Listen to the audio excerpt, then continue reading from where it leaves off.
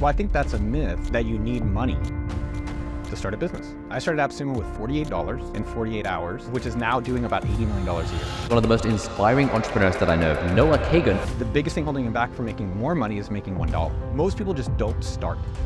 You were one of the first, 20 employees at Facebook? 30 at Facebook. Number 30 at Facebook. I worked directly for Zuckerberg, invented Facebook status, but it's also a blessing that I got fired super early to realize, okay, I'm not in control of my own destiny. So I probably need to figure out what is it I really want to do and how do I get to do it myself? What would be the 3 biggest lessons you learned? A lesson from getting fired, a lesson from just observing Zuckerberg? What would you say are 3 overall lessons from your whole time there? It was hard, man. I was 10 years of depressed. 10 years depressed after being fired? But things that I was able to learn, probably top 3 things. Number one, you still built an $85 million business, feeling unworthy, feeling underqualified, and not fully loving and accepting yourself. Is that right? Yeah. I don't know if this is what you were thinking about. No, this is the opposite of literally what I was thinking we were going to talk about. What is the difference between millionaires and billionaires and everyone else? I'd say the 2 most common things. Welcome back, everyone, to the School of Greatness. Very excited about our guest. We have the inspiring Noah Kagan. My man, good to see you, brother. Good to see you. Been a long time on the internet. Been a long time working together, friends together, traveled probably a lot of different online marketing events together, and just we've been supporters of one another for almost 15 years. It's been a long time. It's been amazing. We were just talking about this, how, it's hard to sustain kind of like credibility, authority, and financial success consistently online. We've seen a lot of people come and go who've been like big and make a ton of money, and then you don't hear about them for years, or they have some scandal, or they did some scam or something, or they didn't treat people well. Yeah. And you've been consistent with what you've been doing with sumo.com and everything you've been up to. You've been building your YouTube channel, which has been blowing up for the last couple of years. And now you've got this amazing book called $1 Million Weekend, the surprisingly simple way to launch a 7-figure business in 48 hours. And you talk about launching a $85 million business in a weekend. And I want to get to how people can launch, an $85 million business in a weekend in a moment. But I'm curious first what you think are the biggest myths around money and abundance. From everything you learned, working with, at big companies and under big CEOs, to then launching your own business, what are the biggest myths holding people back and blocking their abundance and wealth? Being rich is great.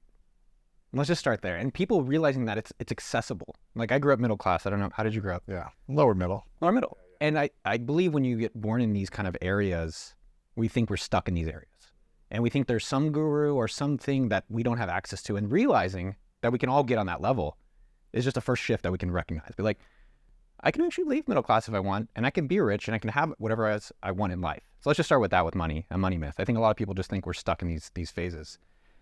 The other thing that has been fascinating is a money myth that I think people that want to get rich is that the best way to get rich is entrepreneurship.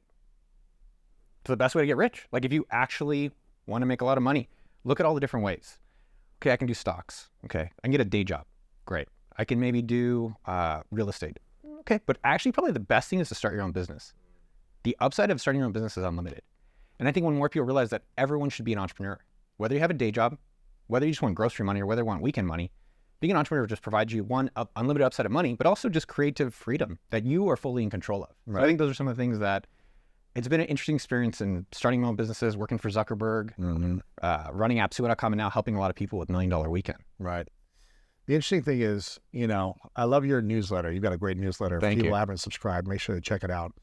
But you talked about recently how you have become a real estate investor, but you've lost a bunch of money investing and owning real estate. And there's a lot of different people and talking about these different industries, how you can make a lot of money with stocks, how you can make a lot of money with real estate, how you can make a lot of money with launching a personal brand online or creating a YouTube channel or a podcast or all these different things, right? They talk about the strategies on making millions doing these things. But you've also done some of these things and lost money. Like you've invested in stocks, you've invested in real estate, and it's more time, more hassle, more stress sometimes, right?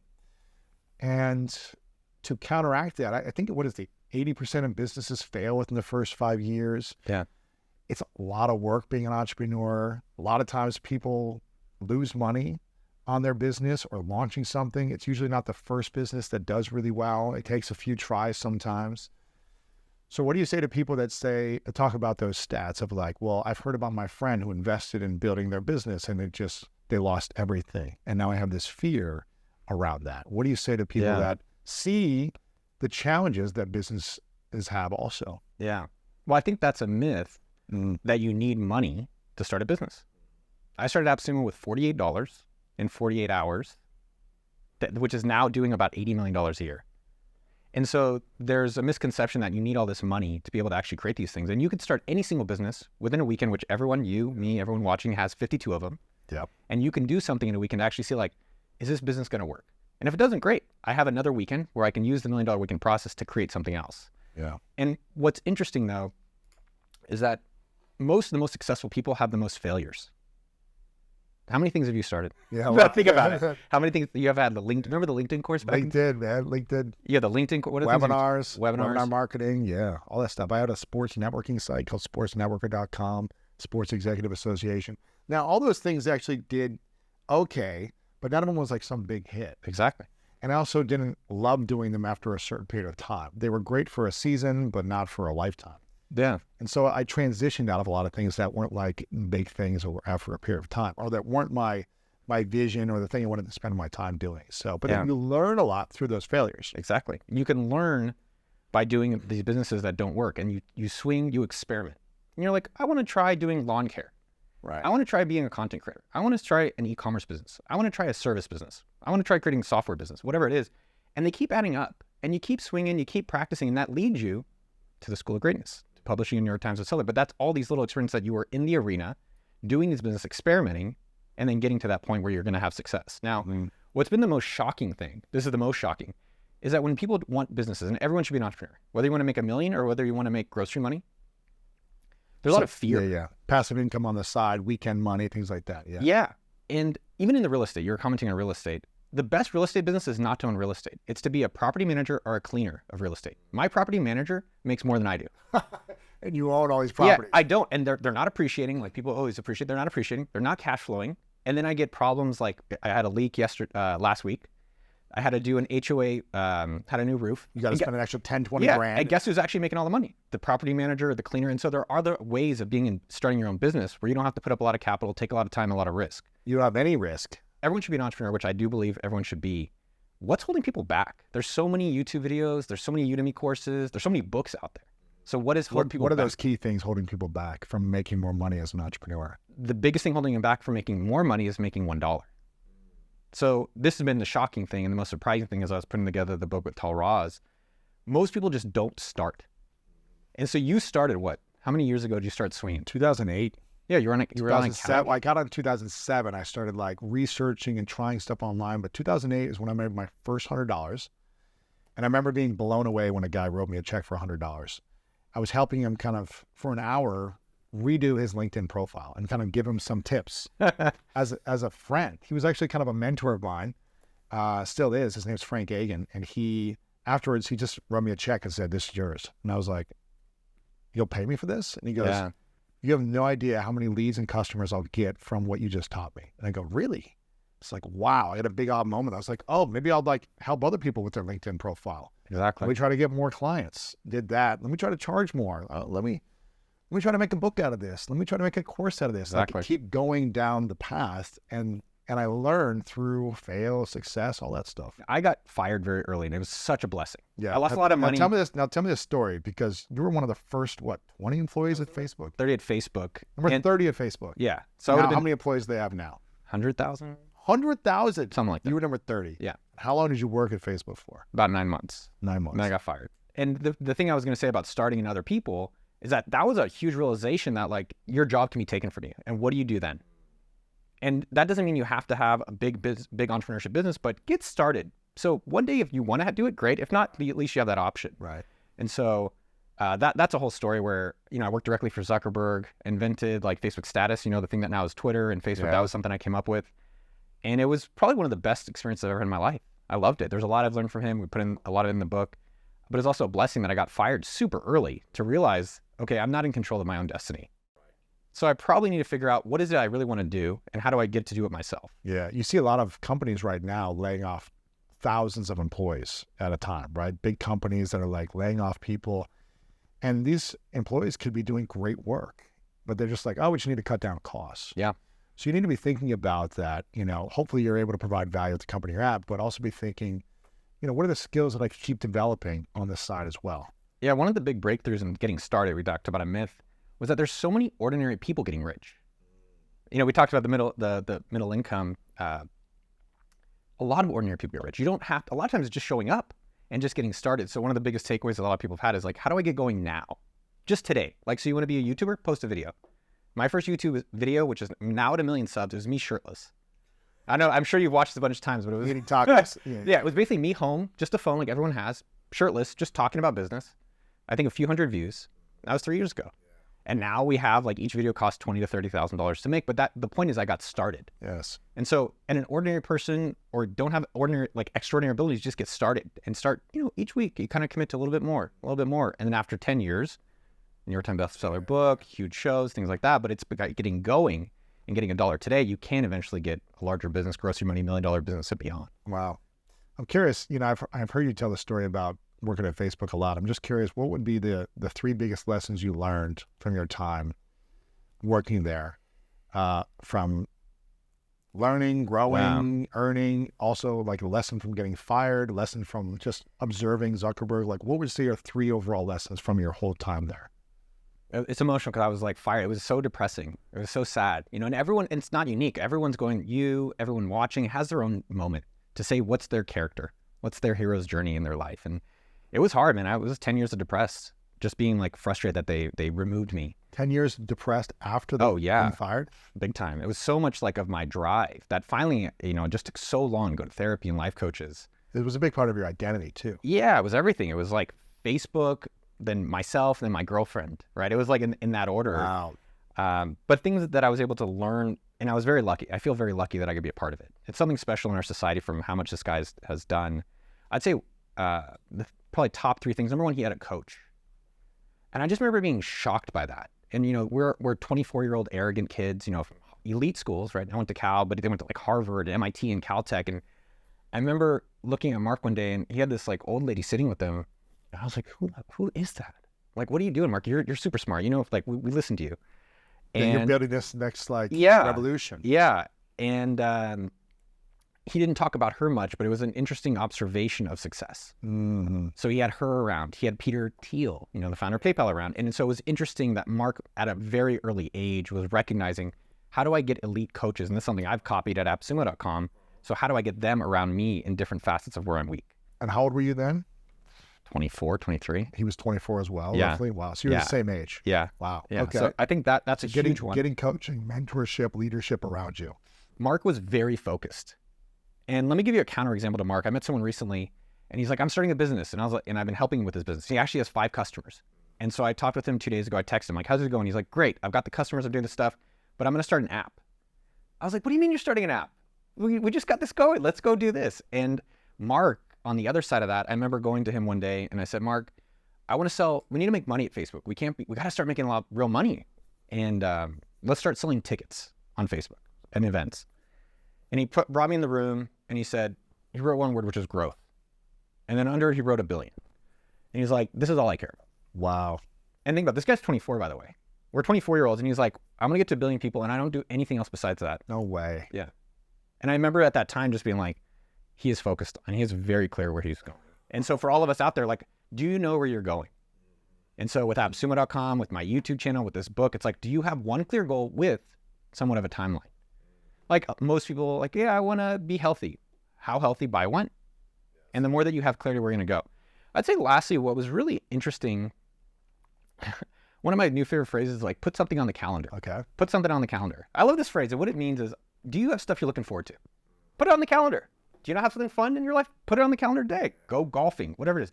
Rollerblade. Plan that trip, whatever But might it be is. that. It could be small. Go get ice cream. And what was fascinating about Mark was how big his vision was and how he had this belief in something exciting on the calendar. He's like, we are going to connect the entire world. Wow. And, coming back to all our lives, it's like, what's your exciting future? What's on the calendar that you're like, I want to go and do that kind of thing. And I remember because he had Yahoo came, and this is why my boss got fired the day I started. You started, your boss got fired. I literally walked in and my boss walked out. My first day on the job. And what was fascinating though was Mark was like, yeah, Yahoo just offered me $1 billion. Not just someone be like, yeah, I'm gonna offer you $1 billion. He's like, no, I don't want $1 billion. He's like, I believe so much in where we're going and connecting the entire internet that I don't care about this money. Wow. And it was really inspiring. I know with AppSumo.com now, it's like promoting SaaS tools for solopreneurs. I'm like, there's some stuff I just really am excited to do. And it's finally recognizing, oh, there's something great about having something in the calendar, having something you're excited for your future. So that, yeah, I'd say those are some That's things. incredible, man. Yeah. We don't need to stay on Zuckerberg for that long, but I'm curious, it's been, when did you get fired then? You It's been a while. 2009, 2010, when was it? No, 2005. 2005 to 2006. So it's been 17 years. 17 years ago. Yeah. Okay. I have no idea what your relationship, I don't know if you've spoken to him ever again since then or what, but you probably observed him for the last 17 years. What would you say are the 3 biggest things you've learned from Mark Zuckerberg in the last 17 years since leaving Facebook, just observing him? You commented earlier how we're still around. I'd say number one is that it's easy to make one good decision. It's hard to make a good decision over many years. And I will say he's been able to stick around for now 20 years almost. He's made more good decisions than bad. Yeah. Over a long period of time. Yeah. So I find that really fascinating.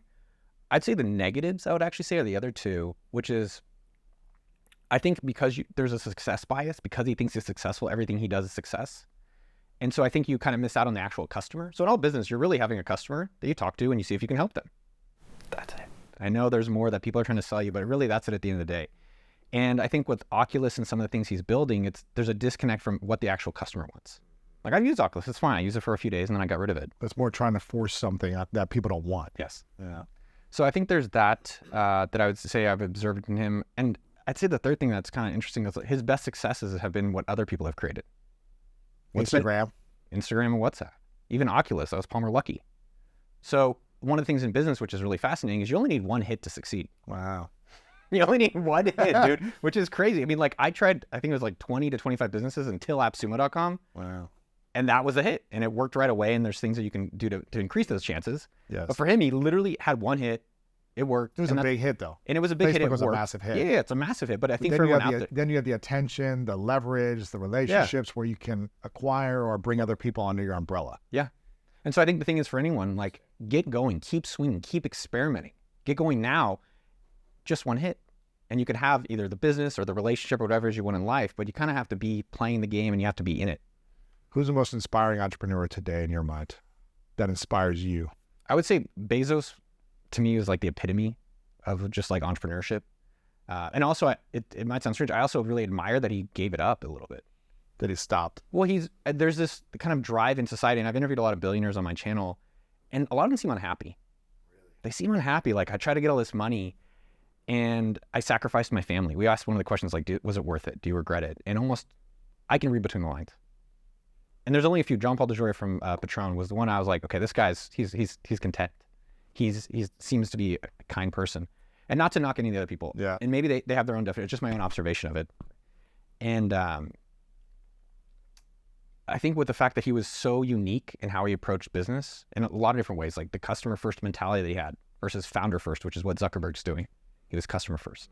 How he thought about the business models, where he had one business model, which is e-commerce, but he's like, maybe I can take that with things we're creating internally, like AWS, create another product, create Kindle. He was willing to fail. So many of us are afraid of failure. That's why in the book, the whole first section is how do we get more comfortable failing? Wow. And making it fun. And then as well, I respect, I mean, with him and his wife, don't know about that. That's private stuff.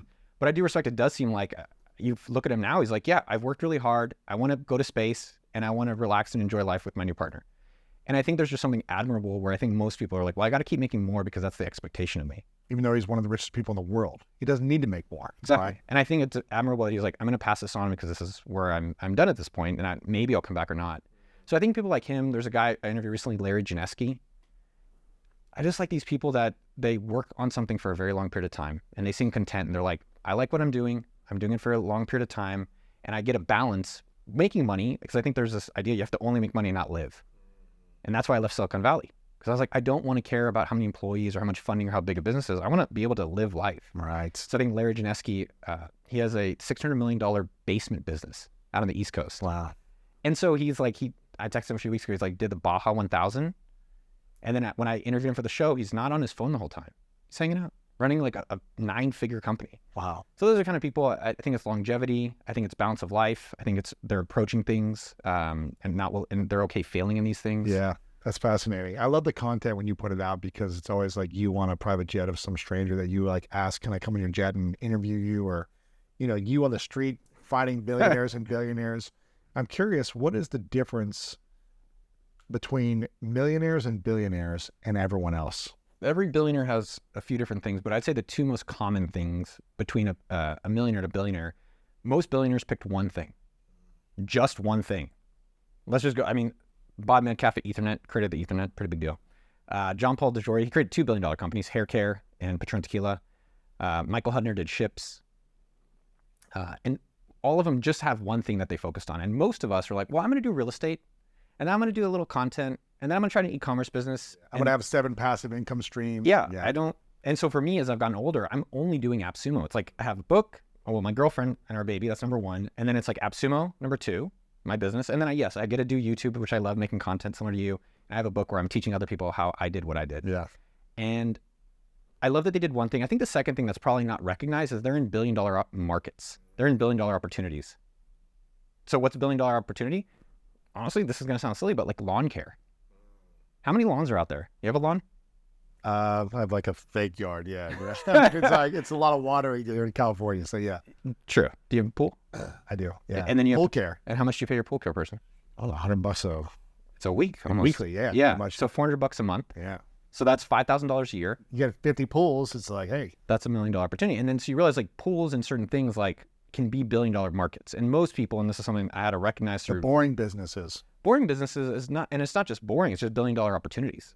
Like, and John Paul DeJoria was a great one that I found fascinating because he's like, find something that's in the reorder business too. So not just $1 billion market, like shampoo, $1 billion market, but people need to buy your product over and over and over again. Yeah. And so I think there's something fascinating. Is it $1 billion market? Is it a product that people need, like pool care? Doesn't have to just be tech. I come from tech world, but there's a lot of different businesses out there to be creating. Like you can make money in a lot of different ways. And that's been also fascinating with talking to all these people. Yeah. From ships to basements. Like there's just so many different ways. Right. A lot of ways. I'm curious. I think it was one of the interviews I saw from you where you're interviewing some guy. Maybe you'll remember who this is. And you ask him like, what's your definition of success? And he said something like, as an adult, my adult kids still want to hang out with me on their own. Yeah. Not because I have money, because they just like me. Yeah. And I was like, man, that really hit me. And I don't know, was that from one of your... The founder of FedEx. The founder of FedEx. Of Kinko's. Kinko's. Yeah. So do you remember what that was or what that question was? I don't know if that was the exact question or what he said, but do you remember that? Yeah, I remember him. The other person I think of when I think of success, I asked the founder of Strava. You know Strava? It's a cycling tracking app. It's like social network for cyclists. Yeah. And this is the most unique one. I don't know. I don't think he's a billionaire, which is totally great. Right, He's still doing really well. It's an amazing app, big business. And I asked him, I was like, what's success? He's like, not waking up to an alarm. That one's I never forgot because it's such it means you have freedom of your time. You're a time millionaire. And the fact that you're like, I can wake up whenever I want and do the things I really want in my day. That is, to me, I like that level of success. Yeah, that's interesting. Yeah. And the other guy was the founder of Kinko's or? It's founder of Kinko's. And yeah, I mean, what was shocking about his story, he sold his company $2.4 billion, became a billionaire. And the disappointing part, he was awesome. I really admire him, Mr. Ophelia. But he said he was stressed for 34 years. He's like, every day I'm stressed. Building that business. Yeah. He's like, is it going to work? Am I have a payroll? Do I have to do this thing? I have to fly that stuff? And I remember just being like, I don't want that. And that's the coolest part about life. I can look at Lewis. I can look at Noah. I can check him out. I can be like, whose haircut do I want to try? And guess what? You create your own. You take all these different ones and you get to piece together the haircut you want to actually wear. Yeah. So I like seeing that. And I was like, I don't want to live that life. I'm happy making less money, but doing it the way I want. Yeah. But for 20 years, you lived a certain level of life, building your business, making money. And there was anxiety and stress around that for a long time, right? When did you realize, like, okay, this level of stress and, emotional overwhelm and just like always needing to get bigger and bigger and bigger, when did you realize that no longer works for you and that you wanted to shift it? Yeah. Maybe you knew from the beginning it doesn't work, but you were still doing it. But when did you realize, okay, this is not how I want to live the rest of my life? Yeah. For me, I'm 41, and I think you have to be stressed in your 20s. There's a part of stress that's good. It's not always a bad thing. I think you had the book out there, Upside of Stress. So I think 20s, you're figuring out your life and you're just working your stuff. You don't know really what's happening. And then in your 30s, you're kind of a little more clear. Like, okay, I like maybe YouTube. I like promoting products. And then your 40s, for me, I find it calm. And that just takes time to find out who we really are and be patient with some process that eventually we will figure it out. And for me, COVID, I would say, is when I finally found more peace. Really? Yeah. When most people found more stress, you found peace. Why did COVID bring you peace? Because I recognized that how I was approaching business, I had a plan. I was like, here's what we're going to be doing. Here's our budget. Here's our business. And I have a plan that I can follow. So that was part one. And part two was I didn't really like how I was living. I was engaged and it didn't work out. And Really? Yeah. You know, my business partner had a line he said to me, he's like, are you getting what you're getting or are you getting what you want? From the relationship? Yeah. Not from him as a business partner. Right, He's right. great. Shout out Chad. He's amazing. So you were engaged, maybe there were some ups and downs, and you weren't like fully clear. Yeah. Yeah. And he asked you that question. Yeah. Are you getting what you're getting? Or are you getting what you want? And what was the answer? I'm not getting what I want. And that's hard, right? I think most of us, this is the thing I've noticed about advice, especially watching interviews and interviewing people. Most of us know the truth. We know our truth. It's just hard and we don't want to accept it. Yeah. And everyone has courage. Like I did this ayahuasca thing, which I know is more common now, but I did it years ago. And courage to me was I was afraid of it, but I did it anyways. And then I was still scared. And there's a whole crazy story about this, but coming out of it, I was like, oh, I realize I can do hard things. And all of us can do hard things, but we have to face the hard thing. Yes. And we all have it in us. And so for me, with breaking up with the fiance, which was tough, and I do. What was that like? That was probably one of the more bigger regrets in my life, that I didn't do it sooner because I wasted her time, wasted my time. Yeah, that's tricky. It was 2 years of just like and everyone's gone through this. It's not unique for me, but it was 2 years of, okay, let's try to make it work, but I know I'm not really good for you and I don't feel good about myself. And so it was like, eventually when COVID happened, that was kind of our, we had some issues that went down and I was just like, I can't do this. Like I can't spend, it was the specific thing I thought, I was like, do I want 40 more years of this? Oh man. Yeah. It was tough. And it's interesting. I asked myself a question in a previous relationship before. I think Esther Perel said something like, can you see yourself having 10,000 meals with this person? Like, if you're going to have 10,000 meals with a person, do you see yourself enjoying those meals, having fun, or is it more stressful? Yeah. And I mean, all that added up. I mean, even doing like this book, $1 Million Weekend or YouTube and stuff, that nothing was wrong, but she is not, with our relationship, she did not get excited. Like, I want to go to YouTube. Yeah. I like attention. And my partner now with Mafe, she's like, go on YouTube, have fun with Lewis. Like and for me that worked. And with my ex will find a partner that's better. And so with COVID, it was like having a plan in business, breaking up with the fiance. And then I think the other part that was kind of interesting is experimenting with life. This is the same with business. It's an experiment. It's all an experiment. It's a game. Yeah. And I experimented just different ways of living. I experimented finally living kind of rich. Like I had money, but I never enjoyed it. Really? Yeah. I think we're all taught that money can't buy happiness and that you're like, if you know, you shouldn't be buying these things and don't live this way. And most of the ones who are showing that stuff are actually probably not, that don't have the money for it. Right. I'm poor, but like they probably don't have the money. Right. Most rich people don't need to be posting about it. Right. And so I rented a Malibu beach house. I rented a lake house in Austin. I started doing these things. I got like an RV for a month and I just kind of like drove around and like hung out in the RV. And I was like, wow, having a nicer space to live makes me feel a lot better. And so those kind of things led me in a direction where I was single for a while, started doing dating coaches, had a business plan that I was executing for AppSumo. So I felt in control of the business. And then I felt like I'm actually going to start taking care of myself. And then I also felt like I could take care of others then too, as I was feeling better about myself. And that, I think the past 3 years I've felt much better, just been much calmer. What has money and relationships taught you about when you've been in a relationship that you weren't fully sure of was going to work out? What was your views around money during that time? Were you more anxious and stressed? Were you more abundant thinking? Like, where were you at with money? It's easy to be abundant when you have money. I'll tell you that. It's hard and that's what most people, they're struggling with money. That's why I'm like, let's talk about entrepreneurship, because that's a way of you changing your situation, which everyone can do. And I had a friend who said, no, you're here and you're here where you want to be. And it's actually closer than you think. It's close. I was like, really? He's like, yeah, it's much closer than you think. And You thought it was a bigger gap. I thought it's a gap. I thought there's something I don't know. I thought there's something outside. And this is something I think we're both, as we've gotten older, it's all inside. Yeah. Just being kind of like, hey, it's okay. Yeah, of course. It's okay. Now, with my ex, it was not that there was a good or bad thing about money. It was just how we treated each other with it. Like, I didn't really spend a lot of money on myself. So what did you do with your money? Because you were making money every year. Was it just compounding in a bank account? Was it in stocks? What were you doing? Yeah. My father built his own business and then lost it to drugs and alcohol. And it was a sad, like, that's definitely for me. I think a lot of men, we want our fathers to recognize us. And I was fortunate I have a great mom and a great stepfather, but for me, that father attachment. Yes.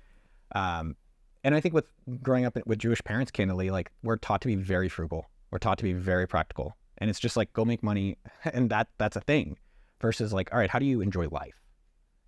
And I think with my ex, she kind of made me feel bad about it. Like, why don't you spend money? Or we go to the airport, it's like $5 for a bottle of water. I'm like, I'm going to go to the bathroom and drink from the faucet. Like, right. Or like, I'm just like, $5, it's fine. I don't care. And there's still times, but over time you start spending in different things. Like, I bought a fancy Jaguar. I had so much regret on it. Yes, you did? Oh yeah, I hated it. Oh man, it was the worst because I don't care about nice cars. I have a 2004 Miata. I just got a new Vespa. There you go. That's just sick. And I do have a Model Y, but it was not important to me. And I think that was interesting where she wasn't, and for both of us, she wasn't like, hey, she was like, you're being cheap. I was like, okay. It kind of like felt deflated versus, and was like, hey, why don't we, do you want to try spending these things? Could we rent it for a day? Right. So I think there was ways of actually being more positive to each other with money. Right. Wow.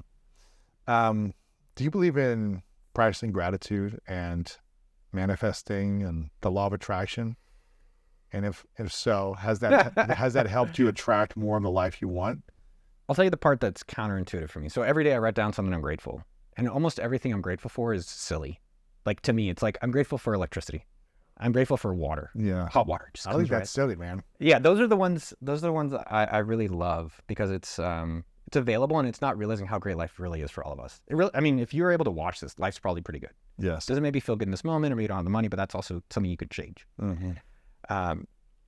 In terms of having, candidly, I don't think I always felt worthy.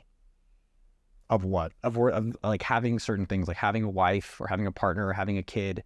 And even with Facebook and stuff like that, I felt like, well, Zuck fired me. I'm not worthy of having a business. Really? Yeah. I felt like, oh, this guy knows something better than I don't. And I think a lot of us feel that way. Like, oh, these other people have these things. Am I actually worthy of this stuff? And how do we, you talk about gratitude and vision. I think everyone can spend more time just being grateful for themselves. And how do we just actually give more kindness to ourselves? So one thing that I work on, anytime I'm kind of criticizing myself, it's like, all right, let's say one nice thing. And it kind of, what's crazy is you do that enough times, like criticize, nice thing, criticize. And we are literally the meanest people in the world to ourselves. Like, your worst friend is yourself. And so how do you change that relationship over time? And now it's just kind of like throughout my day, I'm like, dude, good job. Like, hey, you hung out with Lewis, great job. And the more that we start doing those things, I think that's a way that, yes, you can manifest other things, but it's just really, how do we work on being nice to ourselves? Mm-hmm. And that's really helped over time. So it sounds like you were pretty self-critical and you didn't feel like you had self-worth or feel like you were worthy for a long time building AppSumo. Yeah. But you still built an $85 million business, feeling unworthy, feeling underqualified, and not fully loving and accepting yourself. Is that right? Yeah. On a scale of 1 to 10 of self-worth, where would you say you were for most of those years, the first 10 years of building AppSumo? Yeah. 1 being you have very little self-worth and don't believe you're deserving of any of it, the money, the success, the love, and 10 being you're deserving of all of it. Where were you for most of those years? Literally until probably the past year is just very low.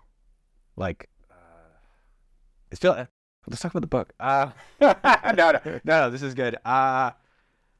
Man, probably until literally like 2 years ago, maybe 4s, 3s, 4s. 3s and 4s. Yeah, like I was getting partners that liked me just because that's what I got. And then with AppSumo, I think I had this fear I'm going to ruin this business. So I try to pass it off and not do it. And even with this book, I had to go through my own journey of, okay, I'm going to hire Tal Ross, one of the best business writers in the world, and I don't have to face myself. And when all of us face these hard things in life, whether it's writing a book, whether it's a relationship, whether it's putting yourself out there a little bit, and you face some of the fears and you start just even small, the smallest thing. And you're like, maybe I am worthy. Maybe I can do these things.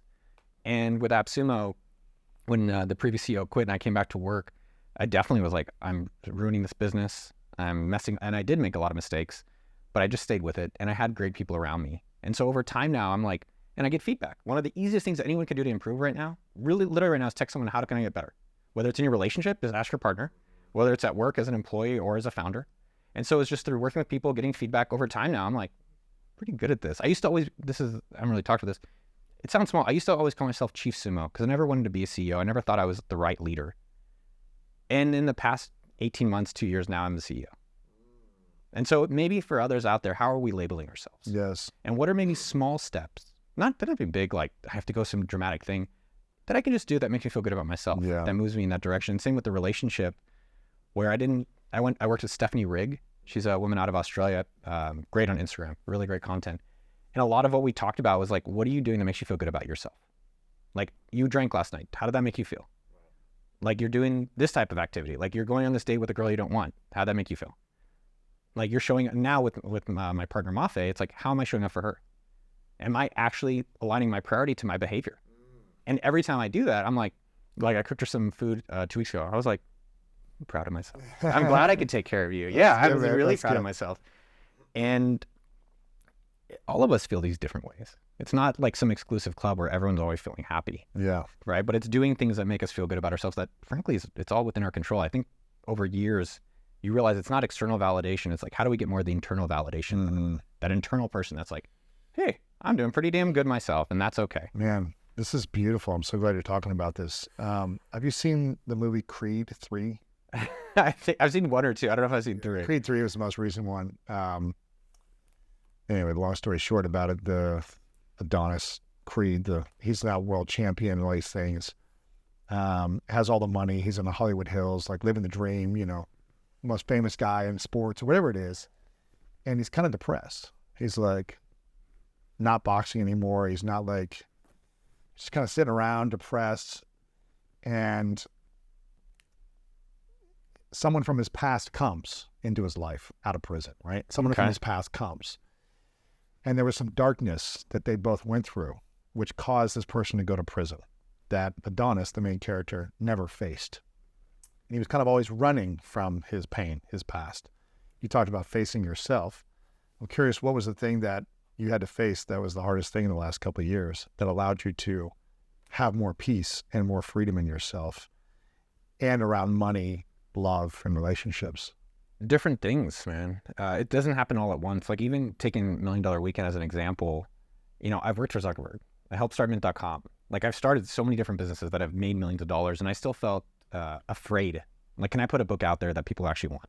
And can I actually even help them? And so I thought by hiring someone who's like the best writer in the world, I cold emailed him. Like, can you work on me with this book? He's like, sure. And so I paid him money. And I was like, okay, good. At least I don't have to do it. I don't have to face myself to see if I can actually write a book. And then as the book got closer to having to submit the manuscript, as you know how it goes, I was like, this is not, I have to face myself with this book. I have to see if I can really do it. What did you not face? Actually writing a lot. We wrote the book together, but it was like, is this the book that I want to put my name on? Is this a book that I can say, hey, if you're trying to start a business, there's some things about starting, building, and growing that I can help you with. And so I had to face the book. I had to face myself and actually writing the book. And yes, I worked on it, lightly, but at a distance. And I think a lot of us do that. It's like, okay, well, let me avoid that thing. Let me avoid the relationship. Let me maybe avoid the work. And so then I basically I don't know if I'd call it hermit mode, but basically like sat in my room and more or less for about a month, just like heads down, worked with beta readers. And then I was like working on the scripts and all these things. And I was like slowly, and then I was going with people. So every week we have 5 people going through the book. I had a guy living at my house about a month ago. And through doing it, I was like, oh, I can do this. I can do this. This works. Wow. And that's, we all feel that. We all feel that in a lot of different ways, maybe in a relationship, maybe it's with work, maybe it's with ourselves. And so kind of this concept lately I've been really, really embracing is like, what's the hard thing I'm avoiding and how do I go into that? And so I avoided the book for a while of it. And then I was like, no, I'm going to go full in. Same with AppSumo CEO. I didn't want to do it. I wanted someone else to do it. And same thing when he quit when I was on a bike ride. I was biking across America and he quit and I didn't want to come back. And one of my best friends was like, well, who's paying for the bike trip? I was like, AppSumo. He's like, well, you should probably, and the guy who's running it doesn't want to be there. So I came back and had to face that.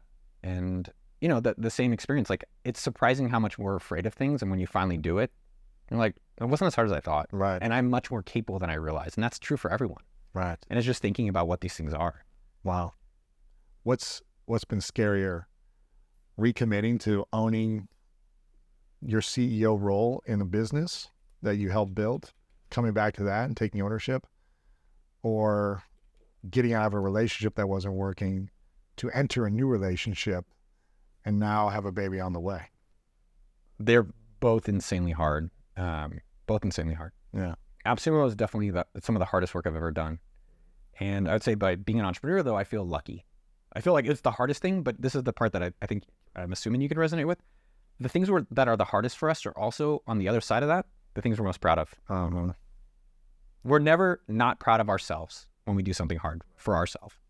And I'm really proud of my work at AppSumo, where I'm like, damn, I'm showing up. And so for everyone out there, whether you're doing YouTube, whether it's religion, whether it's sports, whether it's a business, like, how are you showing up, or in your partner?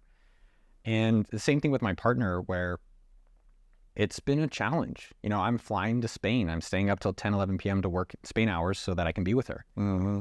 And now that she's pregnant, it's like, okay, am I really showing up in the relationship for what she needs? And lately it's been awesome. It's been I'm happy to show up for those things, but it's been a journey to get to that point. What's the biggest thing that's shifted inside of you since knowing you have a kid on the way?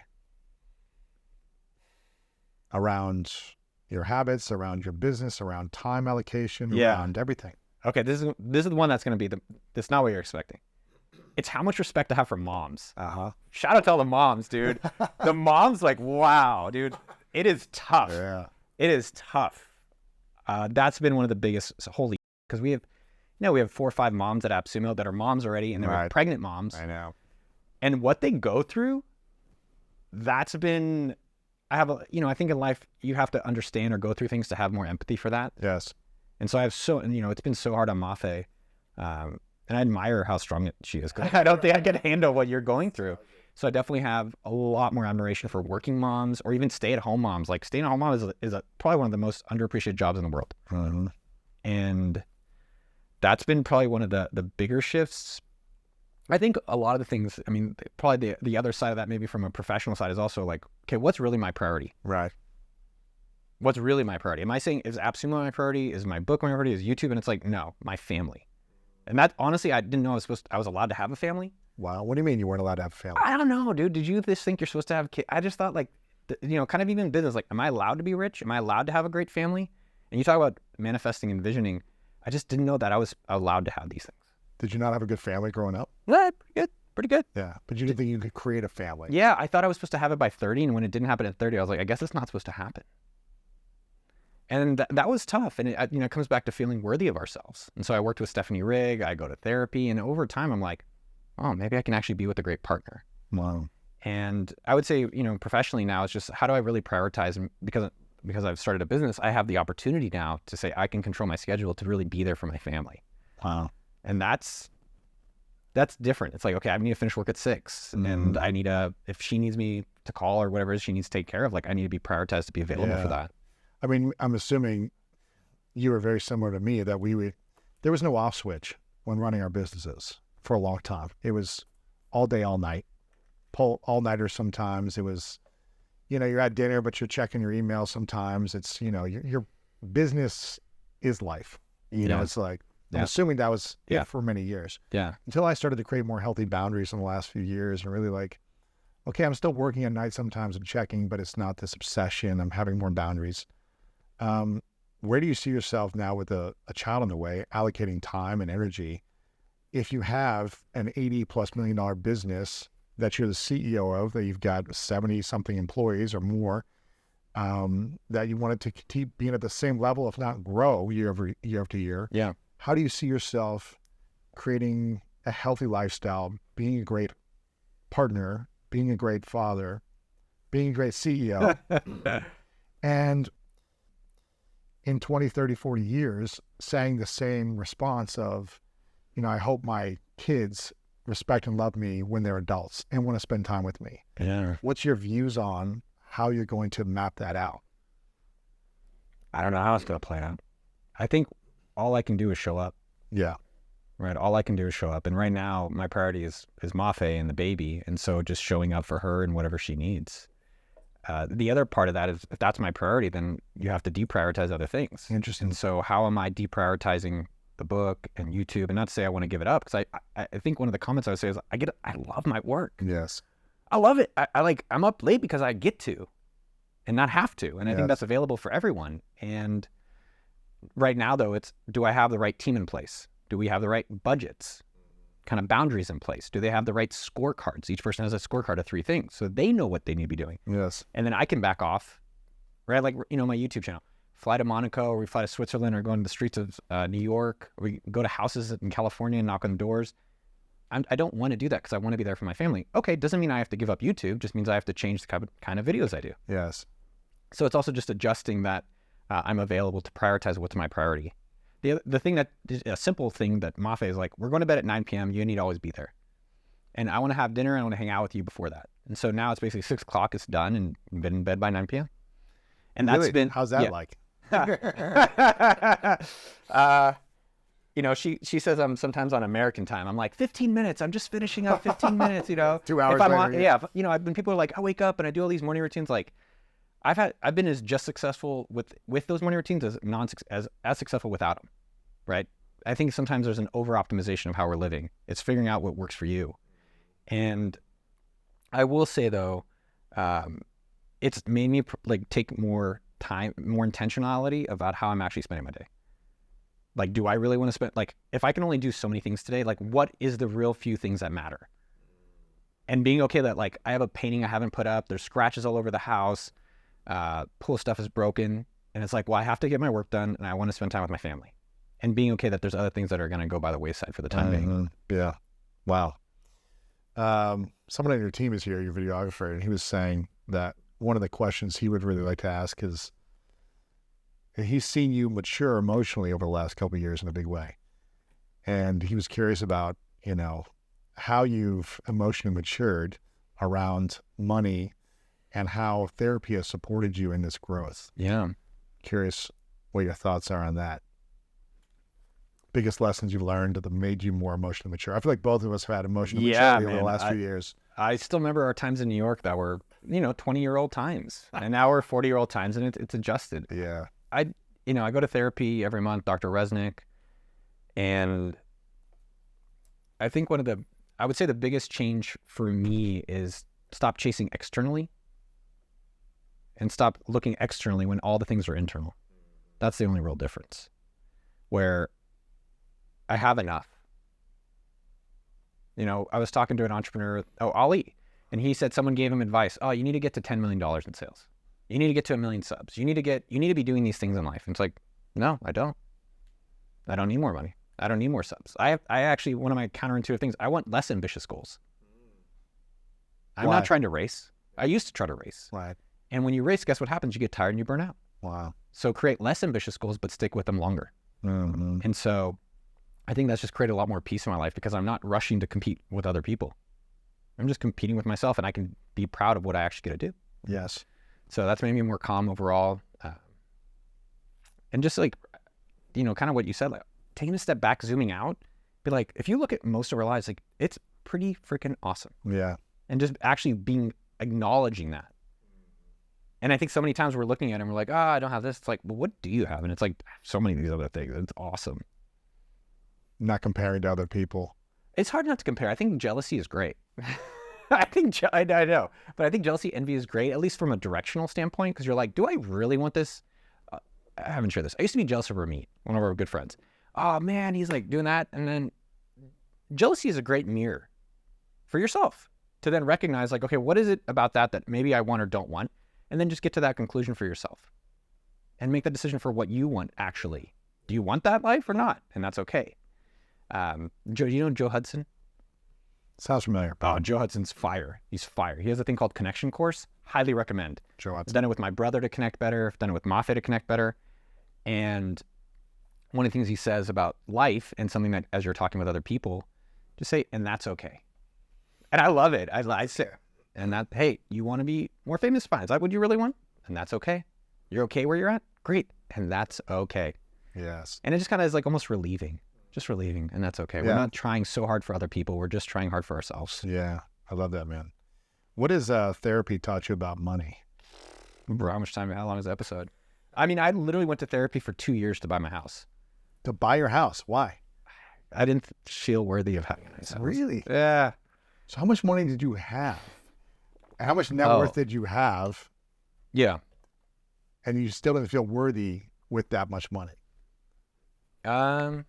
Probably liquid 10 mil. Uh-huh. And then AppSumo was worth, I don't know, 9 figures, like 100, 200 million. So you had 10 million liquid. You had $100 million, you know, in terms of equity in a business. Yeah. 200 And you million. didn't feel, a few hundred million, and you didn't feel worthy of owning a home. I'm or trying buying nice things. Yeah, I mean, but I'm trying to relate to the audience because I don't want them, oh, boo-hoo, you poor rich.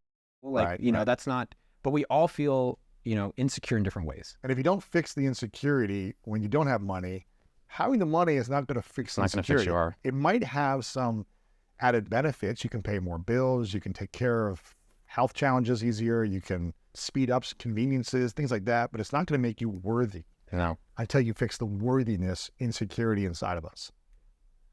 So, Yeah, and so therapy is like, I remember with Facebook, I got fired and then I went to a therapist and I was like, I'm so sad I'm not going to get rich. And it's also kind of a crazy concept because it's like, you can get rich in other ways. Like this is not the only way. And, well, she said, okay, let's do an experiment. So let's write down all the things you really want if you got rich. I was like, okay, I want an M3. This is like years ago when M3s were cool.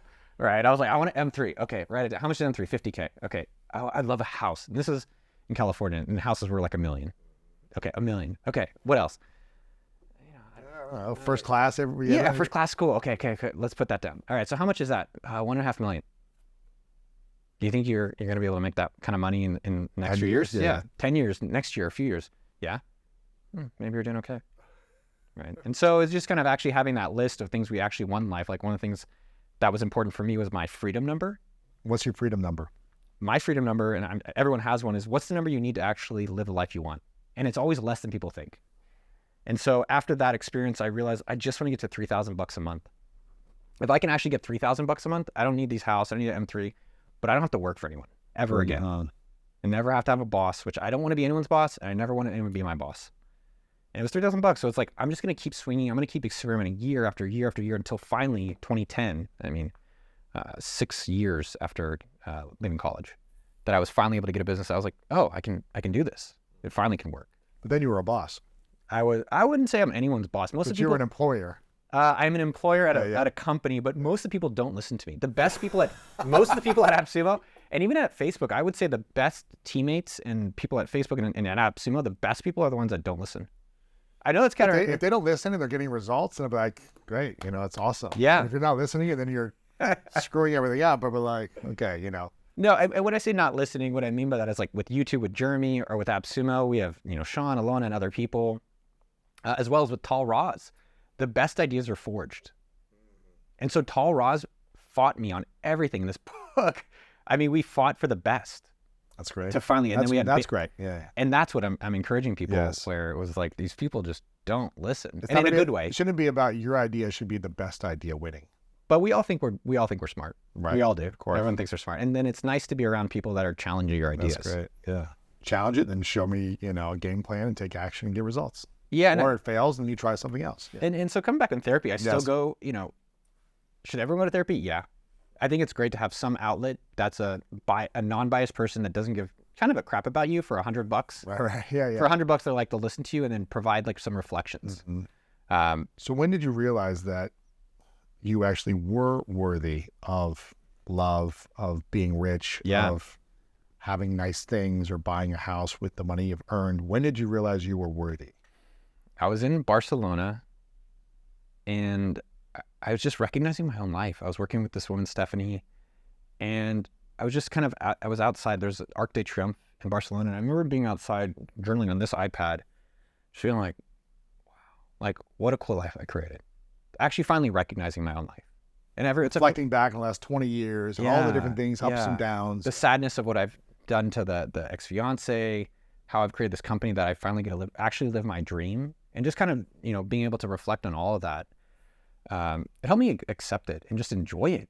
like, hey, money is great. I know people say money can't buy happiness. It's definitely made me happier now, finally being able to embrace it. Once you love and accept yourself and believe you're worthy, then money can buy you additional happiness. Yes.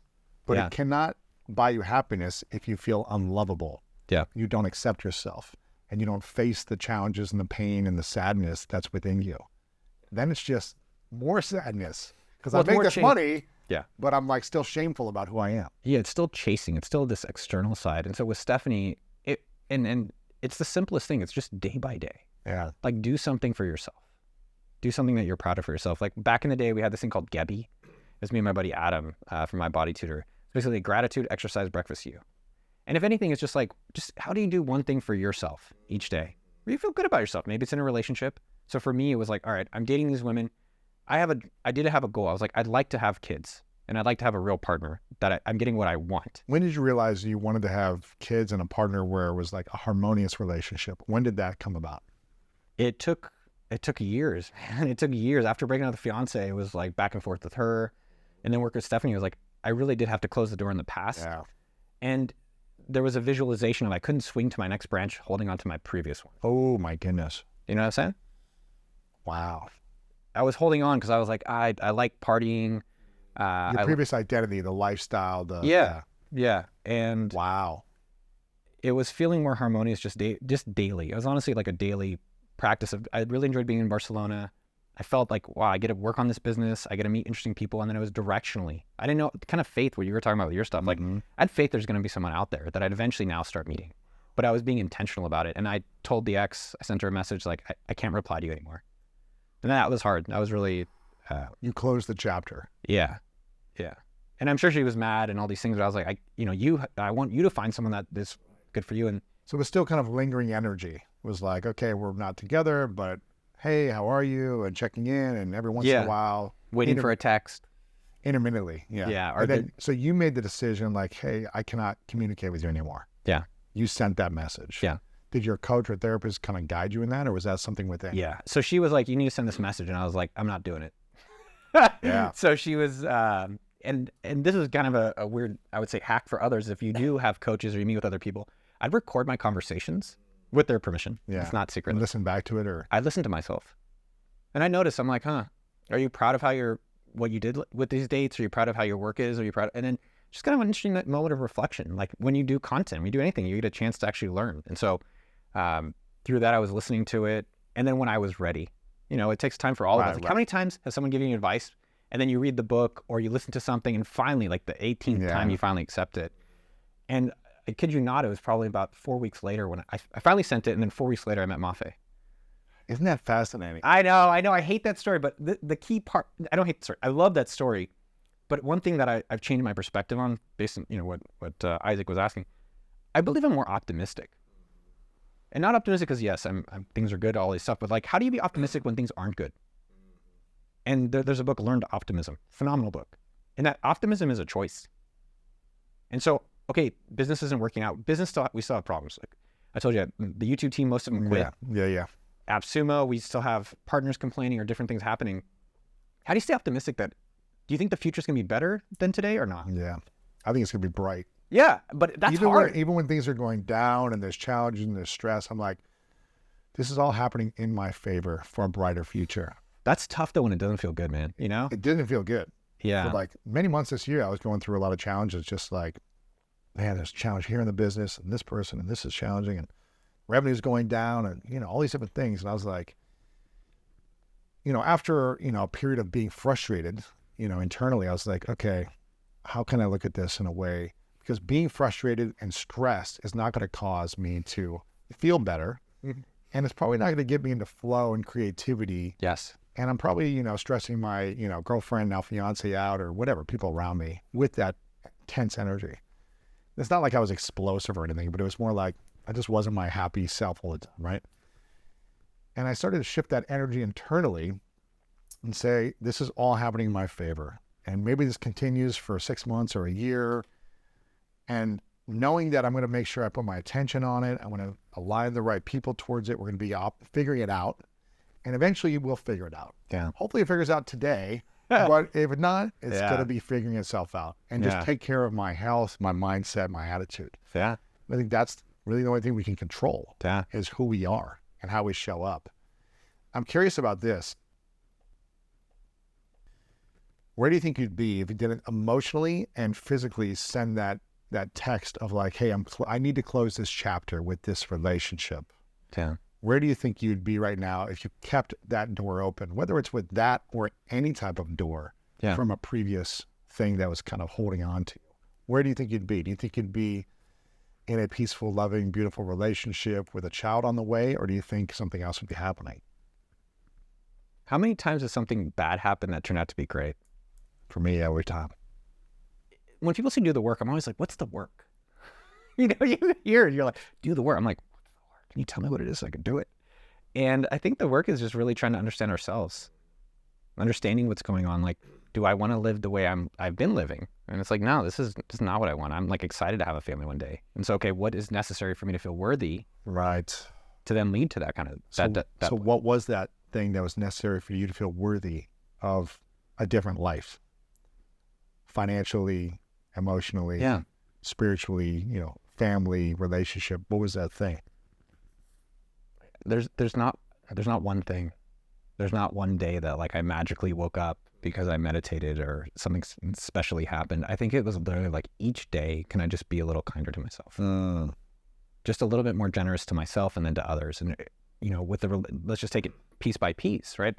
I have noticed that when my relationship's going well, guess what else is going well? Everything else. Yeah. And when one thing's going bad, it's like, maybe these other things are going bad. So let's start working on these different pieces of it.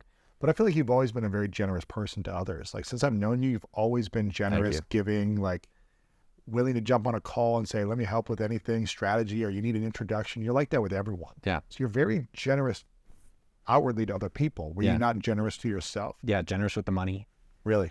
Yeah. Like I didn't really enjoy the money. I told you, I was like I lived in an 800 square foot house that's falling down, literally like cracks in the floor, cracks in the walls. And it's like, and that's what I thought of myself.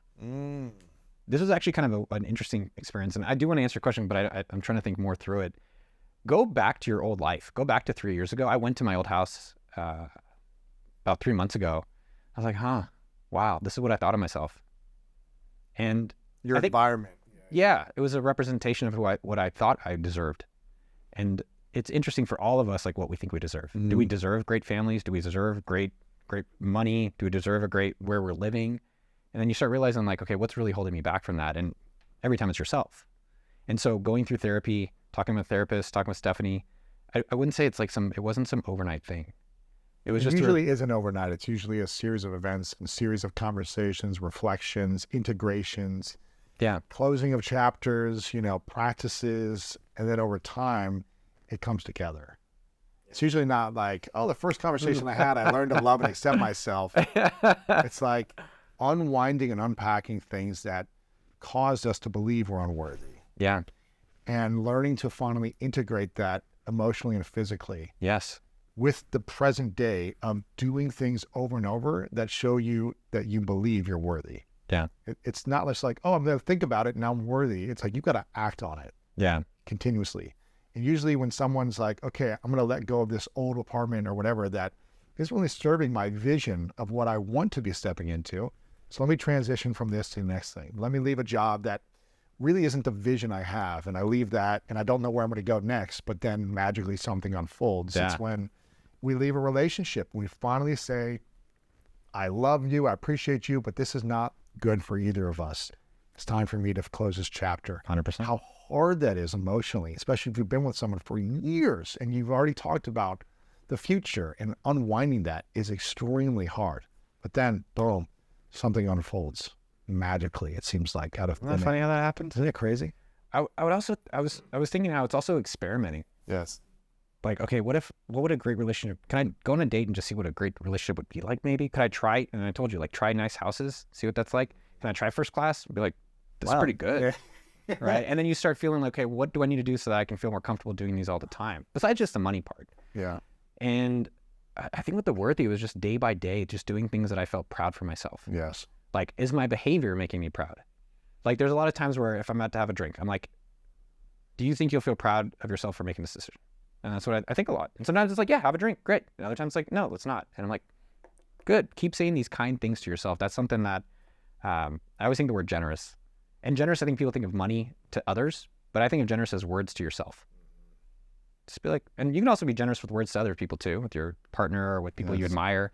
Be generous to yourself. Be like, hey man, you're doing well. Even if it's not great or you didn't get the success immediately, you can just keep doing it. Yes. And there's no one stopping it. It's unlimited. I know. How do you think someone can become more valuable in the marketplace, become more worthy of financial abundance, of making and earning more? What are some things they can do internally and externally to appreciate and value? Like to get a better salary or to start their own business? Either one. Yeah. I think the thing that I've always found the most fascinating, or to create a great relationship, or all these things, you know, just appreciating and value. Yeah. The thing that I've always come back to is how can you just go help one person? Like a lot of times on my YouTube channel or at AppSumo or with this book, like how do I just go help one person? I think we get, you know, when people want a business, they think about million and they don't get the dollar. And when you actually help another person, you really realize like, oh, I have a lot more ability and capabilities really than I even realized. Yes. In the workplace, I think one, everyone should be an entrepreneur so that you have some control over your destiny. And you can keep your day job. We have a lot of entrepreneurs at AppSumo. We have like Amy, she has a flower shop. Nick has a teeth whitening business. Ullman's wife has a facial business. You know, and that's great. And so you can have that option. Within the company, I think this has been really fascinating. Like who gets paid more and why? Like how come an engineer makes 200 and someone in customer support makes 35? And it's within everyone's ability to recognize like what things are getting paid more for. And there's no limit that they can go do those other things. Like we have a lot of people in our company, like Matt Bean went from launch operations to now he's a product manager. Pretty cool. And there's all these people within our company and elsewhere. It's like, well, if you want more money, there's no limit to what you can create. And so figuring out what is more valuable in a business and then how do you move up that chain? What do you think are the 3 most important skills for people to earn more money that they can develop? Number 1 is follow up. No one follows up. Just being consistent with following up. Bro, no one follows up. It's unbelievable. I like deleting people's emails just to see what happens. I'm like, see if they reply in a week. DMs, emails, texts, just see what happens. No one follows up. If you really want something, you follow up. You persist. So I'd say that's one of the best things. Number 2, I mean, coming back on it, I would say it's how are they learning? What is their learning approach? I've seen different people that are like, yeah, I'm good. This is where I want to be. And it's like, well, you'll stay where you are. And I've seen other people, like let's take Sean, for instance. He's the head of revenue at AppSumo. He was 6 years ago our junior salesperson. Now he's responsible for 80 million. And that's because Sean kept learning. Wow. Right? He has different coaches. He's taking different courses. And I'm like, there's something there with that. So you're following up, you're learning. All these skills are available for everyone. There's nothing exclusive. I'd say the last one is attitude. Oh, gosh, man. I know it's some of these obvious shit, but it's like, dude, it's been interesting to see the attitude of people, especially we've had hundreds of people work at AppSumo, YouTube team, all these people. I've seen a lot of different friends of companies. It's like, whose attitude? And I like people that have solution attitude. Yes. Like, oh, this didn't work. What else can we do?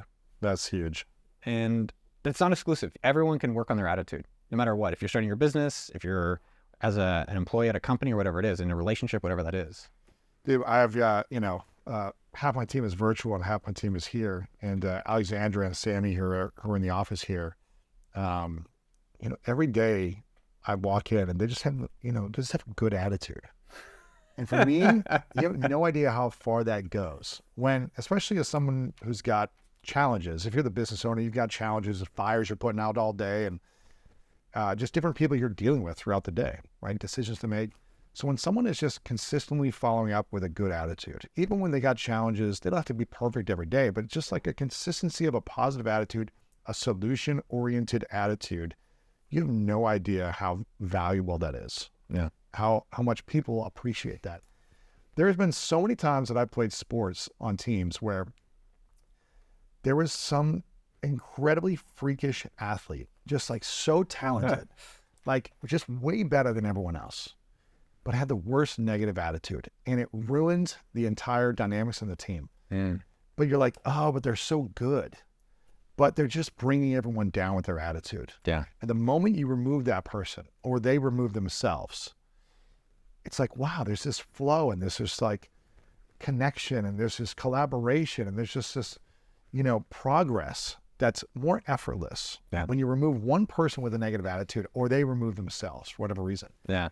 it's incredible. I'd rather have a team of people who would just have a solution-oriented attitude than like the superstar, talented, technical engineer or like graphic designer or video editor with a negative attitude. All day long. You can do so much more with positive attitude. I always talk about like the 3 things we look for are attitude, energy, and effort. It's like if you can be consistent with those 3 things, you got a place here. And those are all things in your control. 100%. They're all in your control. And if you have a learning mindset as well and you keep growing, like, then the earning potential just keeps going up more and more. So faster. Yeah. Man, I love this, man. This is powerful stuff. I don't know if this is what you were thinking about. No, this is the opposite of literally of what I was thinking we're going to talk about, which is, it's good. It's like, I like getting outside of the, like our auto narrative. Yes, yes. And, but I don't think it's unique in the sense that we're all going through our own different challenge. Like everyone, you have your own personal life going on. Everyone watching has their own, like, I've got a family and I'm struggling and maybe I'd like to be an entrepreneur, or I've got a day job and it sucks, or I want to get a job. And, we're all going through it. Exactly. We're all, frankly, the real answer is that we're all figuring it out. We are, man. And so it's been a journey that I'm happy to share. And I've been fortunate to be able to figure it out at 40 where I'm at, then figure it out at 60 or 70. Figuring it out. We're still figuring it out. When we are once you have your kid and, the relationship dynamics, it's going to be like, I don't know anything. What do I do now, right? Yeah. But I think one of the things that's cool is there's so many other people that have figured these things out, or at least have gone through what we're going through. So it's been super cool having the baby that I call up friends. I'm like, what outfit should I buy? Well, for the baby mom, I was like, what's cool clothing for her? So this week I was buying cool clothes for her. Or I'm talking to my business partner and he has a baby and I'm like, what apps do you use? And he's like, oh, Wonder Weeks. You got to check out Wonder Weeks and The Bump. And so I have these apps now. I got to check these out. Oh, Wonder Week. I mean, I'm not. Yeah, let's get you there, dude. But yeah. Now I'm like team baby. Let's go, everyone. Once I'm ready, I'm going to be hitting you up. Dude, please. You'll have like a year of experience by that time. Oh, I'd love, if people have kids out there or they babysat kids and they have comments or feedback, I love suggestions. Give your parenting tips below. Yeah, man. So that's been, but there's people out there that have gone through it and like, same as AppSumo, who's these coaches that have already gone through it. And so there's been a lot of people that we've asked for help. I've got a few more questions I want to ask you, but I want people to get the book $1 Million Weekend. I don't know if anything we talked about here is related to the book, but get the book $1 Million Weekend, the surprisingly simple way to launch a 7-figure business in 48 hours, packed with battle-tested entrepreneurial strategies. I think it's interesting because probably when you wrote this book, you were thinking about, okay, what are all the tactical things that I did and other people have done that they can actually launch with strategy and game plan and goal setting and team and delegation and optimization and all these different strategies, which are time tested and backed. Yeah. But a lot of these entrepreneurs, they are successful in that, but then they forget how to love themselves, love other people, have healthy relationship with self, feel worthy and deserving of the success they're having, manage the success without overwhelm and stress. Like there's all these other emotional things that we need to learn once we create that, if we don't learn them before. And I'm glad you're talking a lot about those things right now. Speaking of having kids and billionaires, you've interviewed a lot of mega millionaires, billionaires who do have kids. And I'm assuming some of them have regrets around not being there for their kids as much as they like to, or not being as emotionally available, focusing more on the business than them.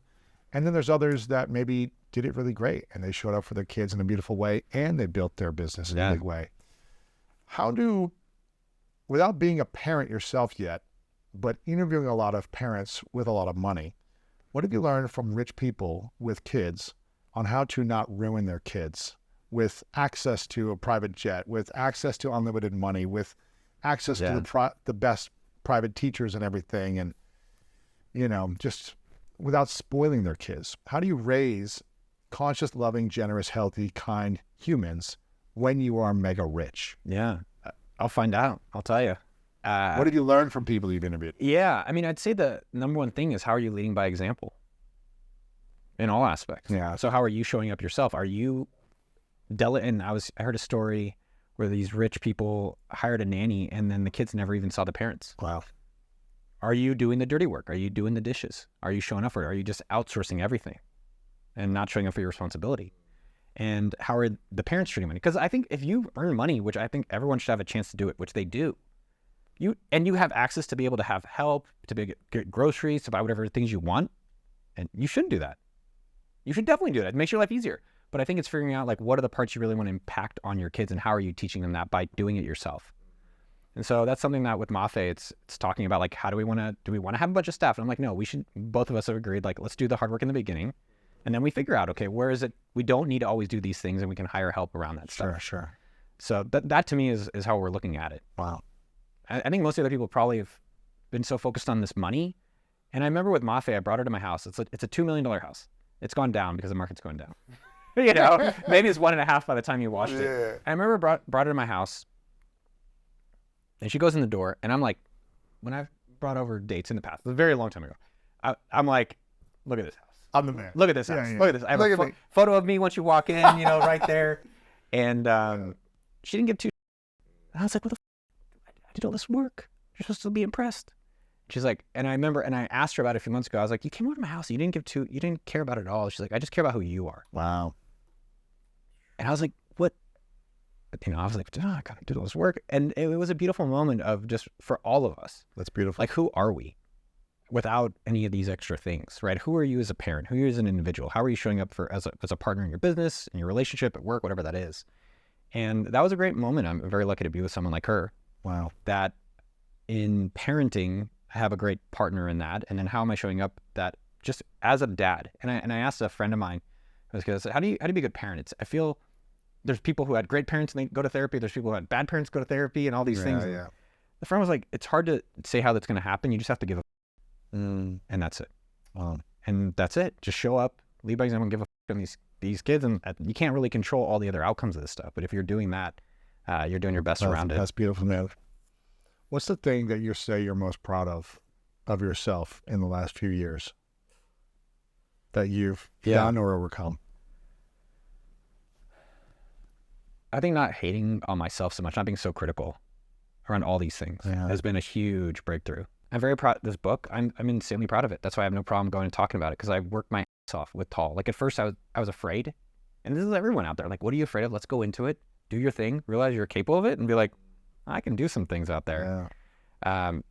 Being a partner and showing up for Mafe, which is like, what are you actually committed to? What are you actually committed to? And when you commit, you show up. Wow.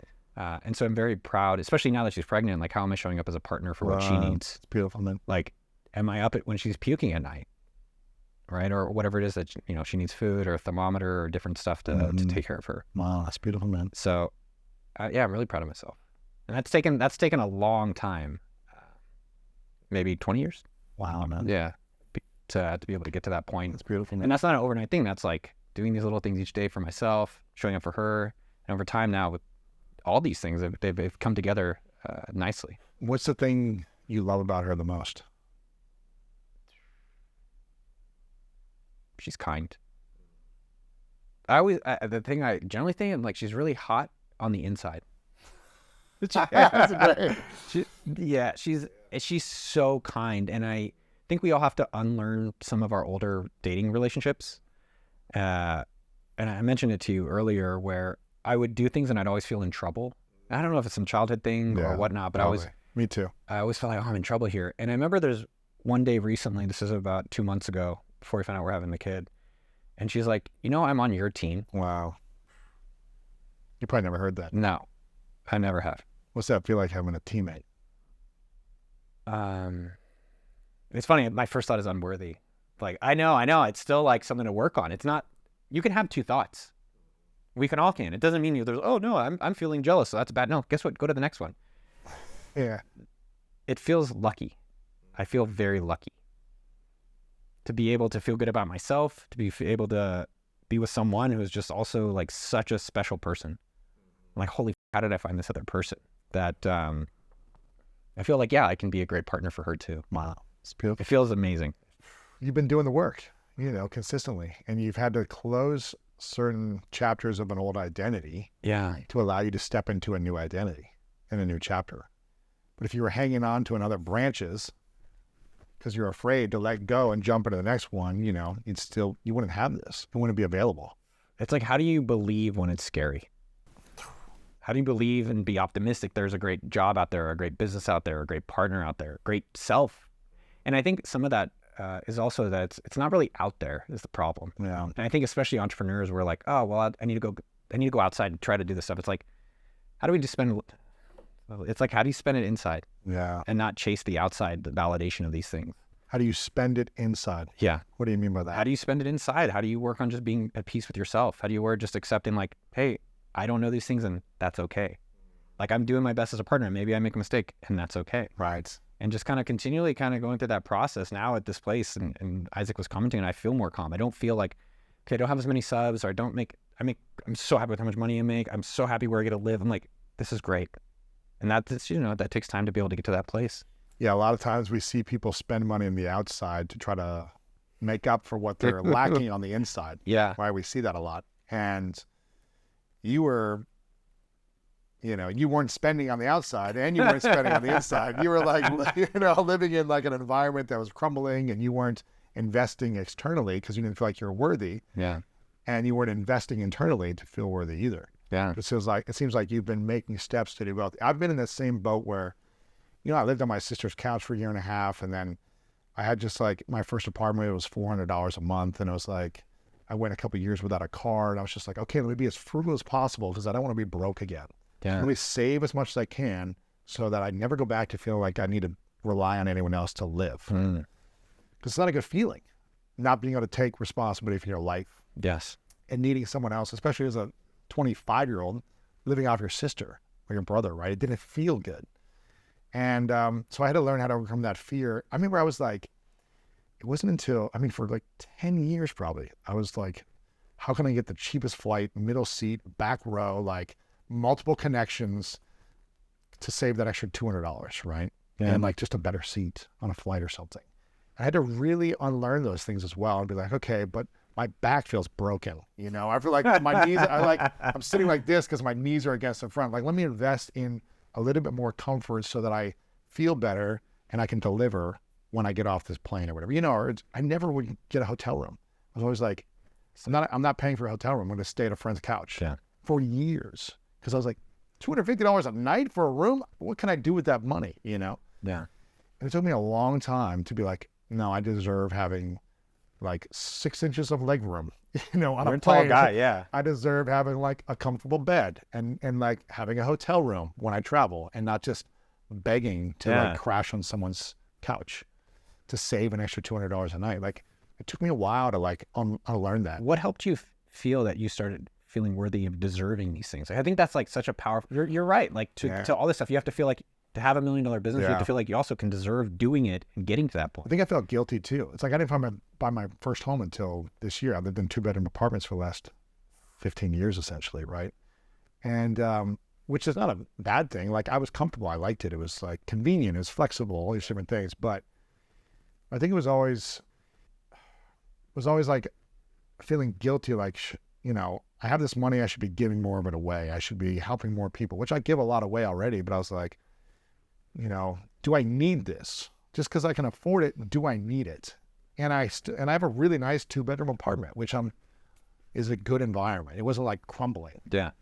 So it was always like, okay, do I need this?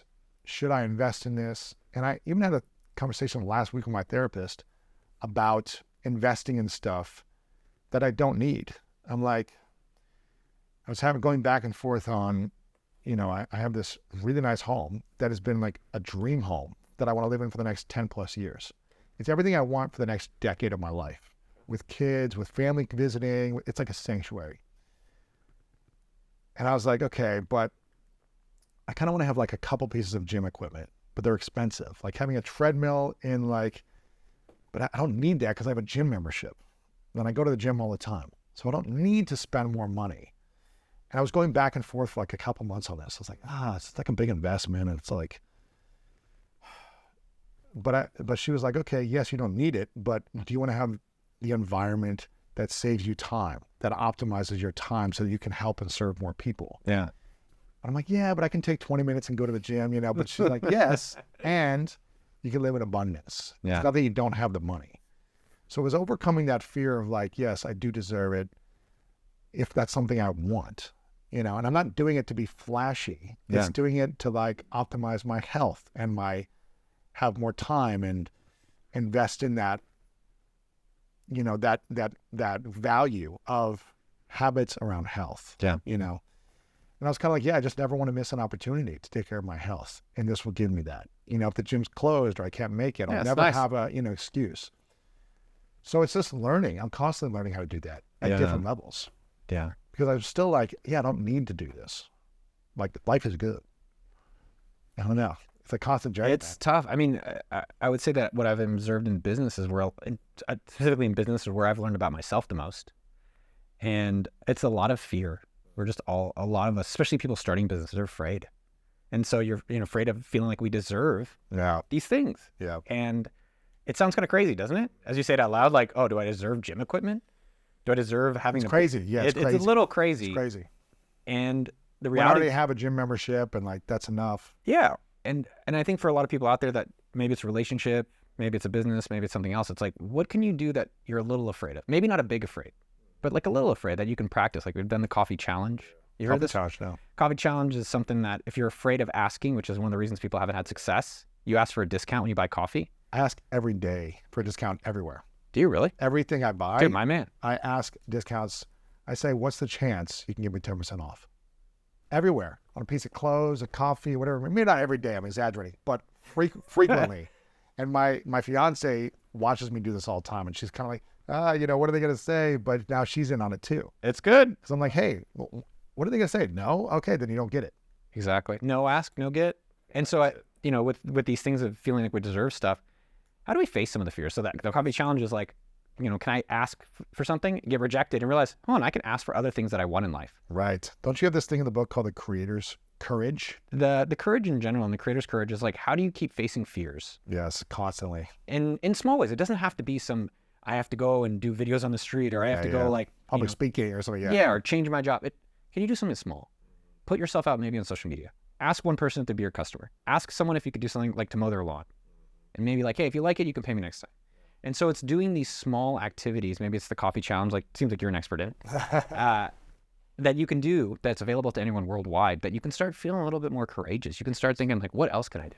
And that's the thing a lot of times for holding us back. Like, I felt I wasn't afraid of starting, which is what most people are. I wasn't afraid of asking, but that's where the book actually focused on. I'm afraid of feeling like I deserve this stuff. Yeah. And so it's working on that. Like, okay, let me try treating myself to something and be like, maybe got a Rolex. That's kind of cool. Right. I was like, kind of like it. Getting a nice bike. I remember that I finally got a nice bike, and I was like, felt kind of like bad. Like, I got a bike. I know, man. Dude, I go back and forth. But it's feeling like we are worthy of these things. I go back and forth on this. My friend got me a Rolex, one of my best friends, for my 40th birthday. He was like, I want to get you something nice, right? And so he got me a Rolex. It wasn't like a $50,000 Rolex, but it was a Rolex, right? I see you wearing one. And I've only worn it like 3 or 4 times. Yeah. Now, part of it is that I kind of just wear the same outfit every day. You're wearing a t-shirt. I wear the same, like, I don't know, $50 shirt every day. I mean, I have multiple of them, and it's like the same few different shirts and the same pair of jeans, the same pair of shoes pretty much every day. Okay. And so part of it is that I don't want to be flashy ever. Yeah. Also, it's like, I don't want people to think that like I'm better than them or that I'm like too flashy. Yeah. I'm not, I don't look at you that way with wearing your Rolex, but for something that within me, it's like, I'm the most well off in my family. Like I've made the most money in my family, and I'm the youngest of 4. And so it's like, okay, I don't want to like show off also. Yeah. So it's how can you enjoy nice things and feel proud of them, not like 100% bad or guilty or something like that. Why do we take ourselves down? I don't know. No, but it's interesting. We take ourselves down because we feel like we're not supposed to. Right. And it's interesting. This Rolex I got because when Mafe got pregnant. And so I bought 3 of them, and I gave my 2 other friends have pregnant women. Wow. And so we each have matching Rolexes with for our kids. And it's something that I used to feel kind of like, I'm going to wear a cheap watch. I used to not even wear watches, but I'm going to wear a cheap watch because I don't want to be flashy. But then I was like, why can't we be more proud of ourselves? There's a difference between arrogance. Like, I'm the greatest. And clearly I'm talking about how I'm unworthy. Like, I don't, but I'm doing, I think, things I'm really proud of. And I'm proud of finding an amazing partner, and then that she's wanting to be the mother of my child, and I get to be a great partner for her and do my best for that. And so I wore it out because I'm proud of her. I'm proud of myself. That's cool, man. And so that is what this means to me. Yeah. And so it's not, again, worthiness it's not some magical thing you can hear and be like, well, today I'm worthy. It's just like, let me do some small thing that makes me feel good about myself today. And maybe do it a few times today and then do it tomorrow and continually. Over time, that adds up. Right. To where it's like, okay, yeah, I'm proud of what I've done and I can tell other people about it, and that's okay. Yeah. Your child is 18, going off to college. You're 49, almost 50. Let's say you're 50 at that time, right? Your child is going off to college. What is the thing that you want your child to be most proud of about you over these next 18 to 20 years that your child witnesses and experiences from you as a father, as a husband to their mother? What's the thing you want them to be most proud of when they go off to college, if that's what they choose to do? I was writing my girlfriend today, and I wrote, like, you're a good mommy. And I was like, oh, like, that was kind of wild just to realize this is all coming true. And like these great lives are out there for everyone. And it takes time. It takes time to be patient and acknowledge that. For my daughter, I hope I have a daughter. It might be a boy, but I love him probably a little bit less. What do I want for them? What do you want them to be most proud of about you and how you showed up for them, your wife, and everything you go through, your business, your life? Yeah. What do you want them to be most proud of? I have my best friend, Adam Gilbert, from, I really admire him as a father. And he said this to me, and I'm copying it because I think it's a great approach. He's like, I never want to say no. I was like, what do you mean? He's like, if they want to go play soccer, if they want to play basketball, if they want to go to the park, I always want to be available for them. And that's what I like. That when my kid knows when they're 18 as well as 10 or as well as 28 that I was there. And my dad had his own experiences and when I was younger where he didn't show up. And I just want to be there. They're like, there's never a no. Right. That's cool, man. It's beautiful. Yeah. $1 Million Weekend. Make sure you guys get a copy. We need to talk about Make sure you guys get a copy.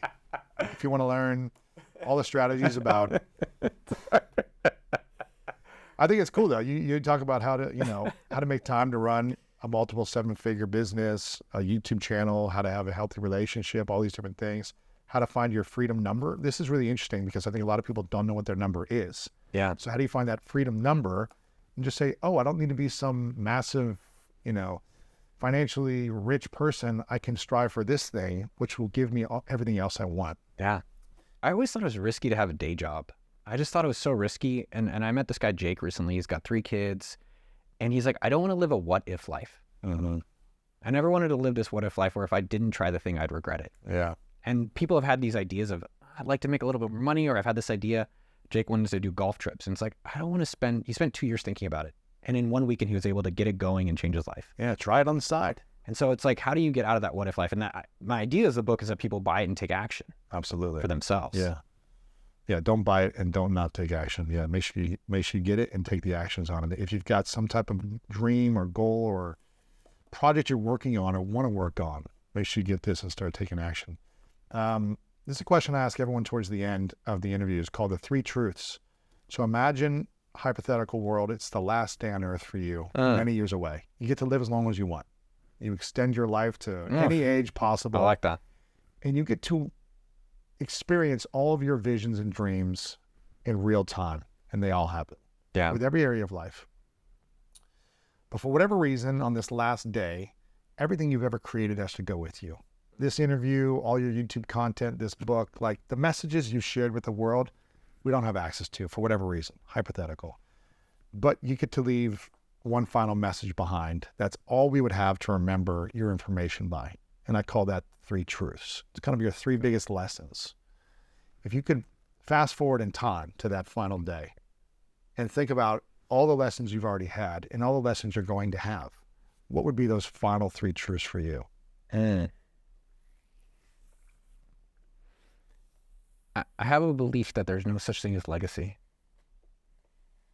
And so if there's nothing that comes with you, then you should leave everything on the table here and not be so worried if people remember you. And so how are you behaving and how are you actually living the life you really want to live? So that would be one truth, which is just live the life you want to live now and no one's going to remember you afterwards.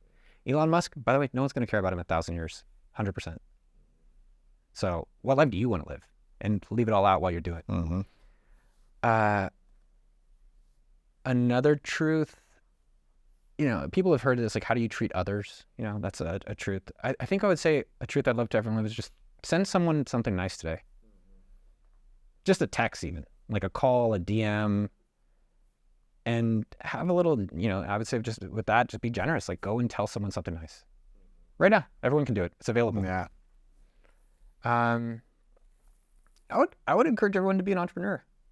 I would say, with that, in terms of everyone, maybe not chase entrepreneurship, but just be who they are. Right? I think we think we're supposed to be these other people, and then really just being like, well, who do I want to be? Yeah. Maybe I do think everyone should try entrepreneurship, but find out who you want to be. Don't chase the outside of it. Just chase internally. Yeah. Like, oh, cool. I like these things, and really going after that. Sure. It's beautiful, man. Before I ask the final question, I would acknowledge you, Noah, for the consistency over, 20 years of creating, discovering, and overcoming yourself.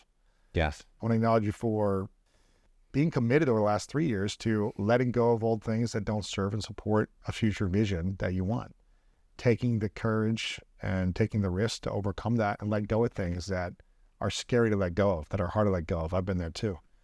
And really having the emotional awareness to love and accept yourself. I think that's what I'm most proud of about you and acknowledge you for, because a lot of people get praised for the business, the success, the accomplishments, and the money they make, the numbers they have. Yeah.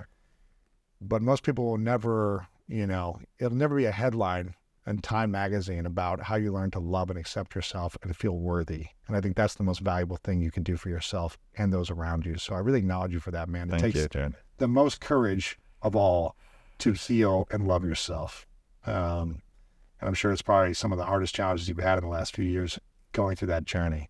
It's lonely. Yeah. And it's alone, and it's yourself. And we all have to face ourselves in some way, and we can avoid it, or we can eventually face it. Like, even, this book or YouTube or relationships, and you face it and you're like, oh, I'm probably better than I think. Yeah. And I'm more capable than I realize. Yeah, absolutely, man. Love it, man. Final question. What's your definition of greatness? Oh.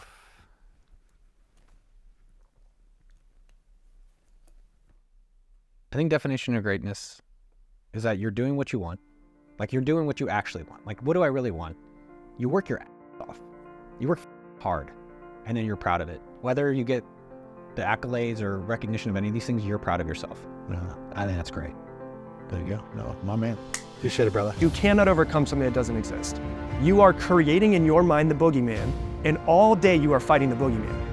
But the boogeyman doesn't exist in the first place, and that's your fear of failure, the fear of rejection, the fear of not being good enough, not smart enough, not pretty enough to have the success that you want, the imposter syndrome. All of those are just figments of our imagination,